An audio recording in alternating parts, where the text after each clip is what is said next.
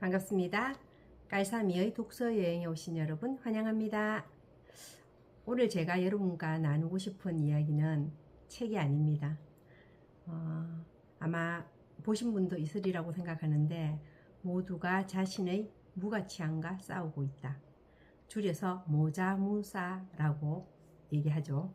이 드라마에 대해서 한번 제가 보고 생각한 것들, 느낀 것들, 뭐 이런 것을 한번 여러분과 나눠보고 싶습니다.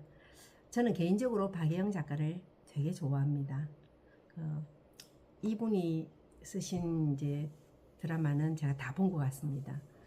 아주 오래전에 올드미스 다이어리, 줄여서 그때 올미다라고 얘기했고요.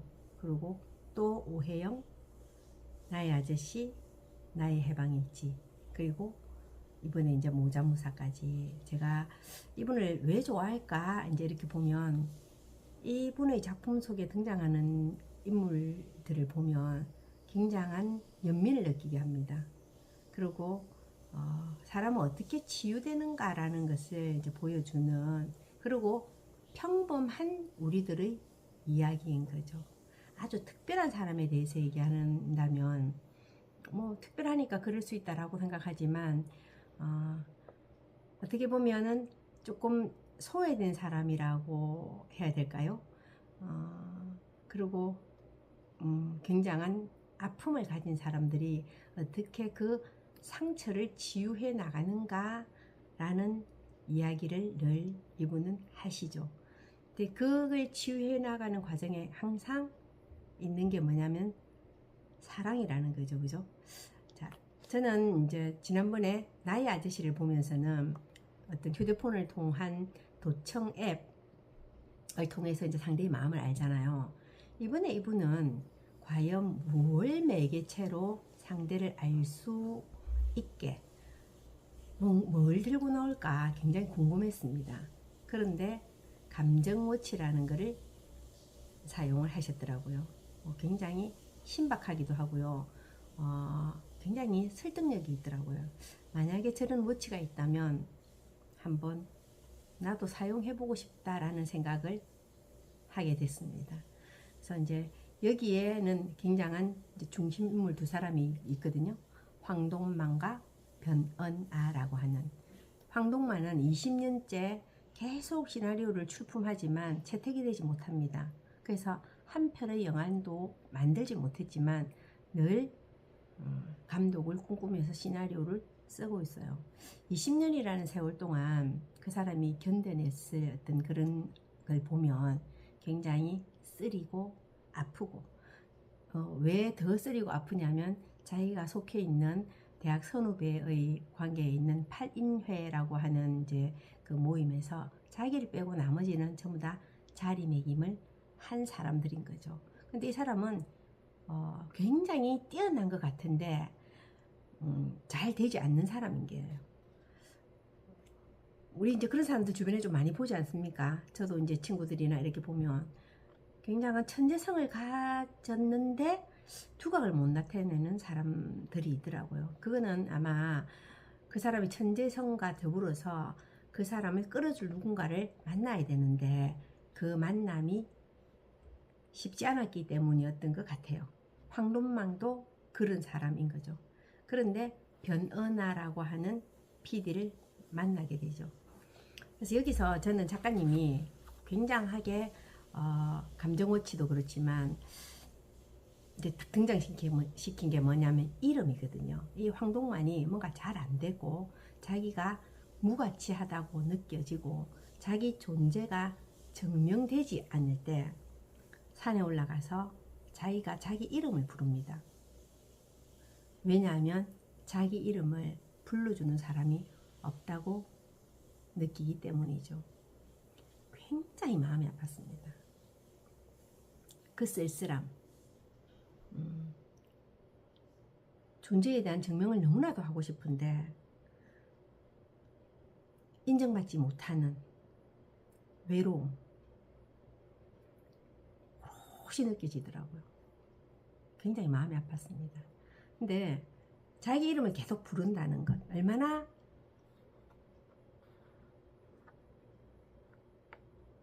고독하고 인사이드가 되고 싶은데 인사이드가 되지 못하는 사람의 외로움을 산에 올라가서 자기 이름을 부르는 걸로 표현을 했더라고요. 그리고 이제 변어라라고 하는 PD가 이제 등장을 하는데요.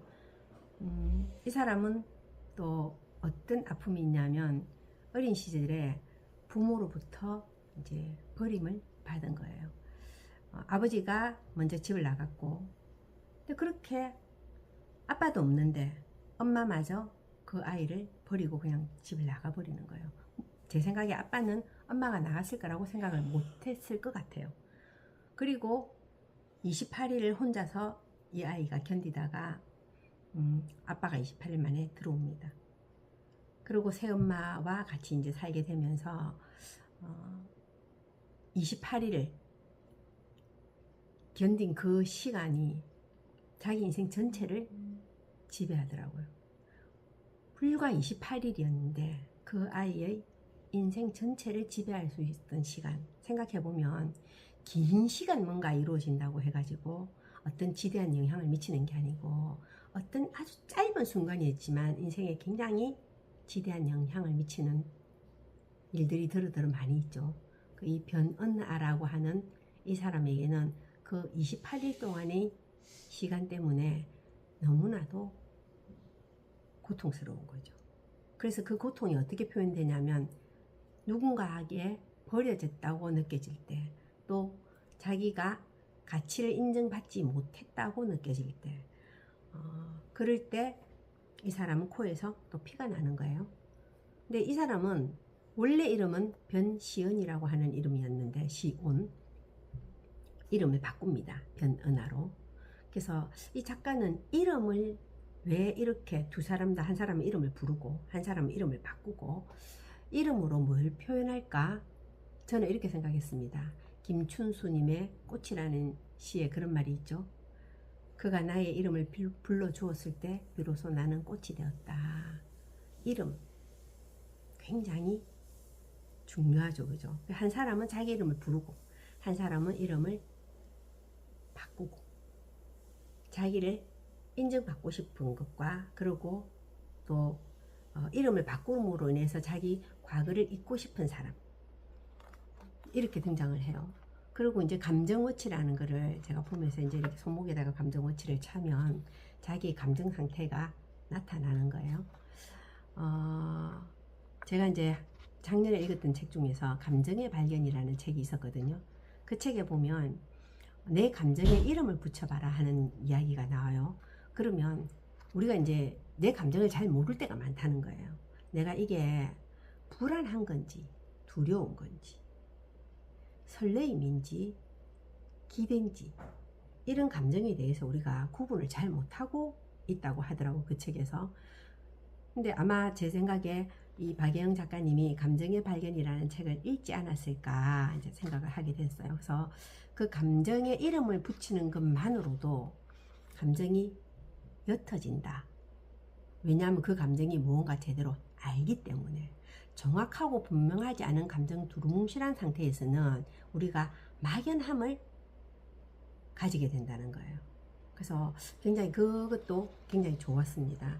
근데 이제 전체적으로 맨 처음에 황동만이 이런 얘기를 하거든요. 잘나서 나를 증명할 수 없을 때는 망가져 나를 증명한다. 무슨 말이냐면 사람은 어떻게든지 자기 존재를 하려고 한다는 거예요. 여러분은 어떤 식으로 증명하고 계신가요? 그래서 저는 작가님의 한 줄을 딱 뽑으면 이렇게 묻습니다. 당신 글에는 시나리오는 파워가 없다. 변은아가 이제 이렇게 얘기하니까 황동만이 이렇게 묻죠. 파워가 생기려면 어떻게 해야 되나요? 물으니까 변은아가 한참 생각하더니 사랑하는 사람이 있다면, 만약에 사랑하는 조카를 위해서, 사랑하는 형을 위해서 뭔가를 한다면 파워가 생기지 않을까요? 라고 얘기하거든요. 우리가 사랑하는 사람이 생기면 어떤 에너지도 생기잖아요. 그죠? 그래서 작가님은 나중에 이제 이 두 사람은 연인 관계처럼 이제 발전을 하게 되는데 작가님은 그렇게 말하고 싶었던 것 같아요. 세상에서 가장 위대한 가치, 나를 증명하는 가치는 타인의 사랑으로부터 되는 것이 아닌가라는 말씀을 하고 싶었지 않았나 하는 생각을 저는 했습니다. 저도 사랑받기 위해서 노력하고요. 또 타인을 사랑하기 위해서 노력합니다. 여러분도 그러시겠죠? 많이 사랑하고 많은 사랑을 주는 여러분이 또 저가 되기를 바랍니다. 감사합니다. 아시죠 여러분? 깔삼이의 독서여행 구독, 좋아요, 알림 설정, 댓글은 저를 힘나게 합니다.